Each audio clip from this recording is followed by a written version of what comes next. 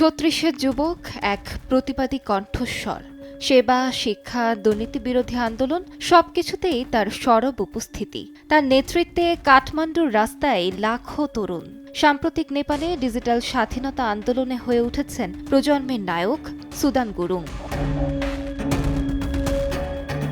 Disco jockey Sudan ২০১৫ সালের ভয়াবহ ভূমিকম্পে সন্তান হারিয়ে গভীরভাবে জড়িয়ে পড়েন সমাজসেবায়। তৈরি করেন হামি নেপাল নামে একটি স্বেচ্ছাসেবী সংগঠন।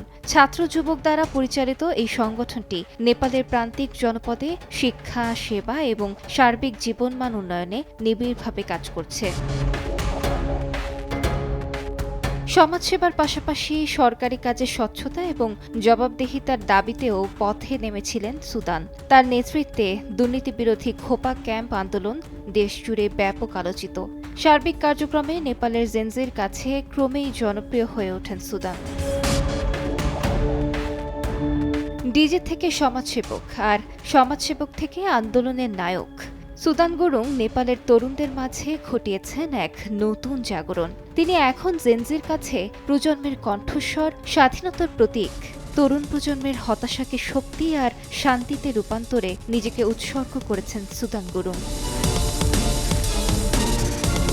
আলিশা ইসলাম, সময় সংবাদ।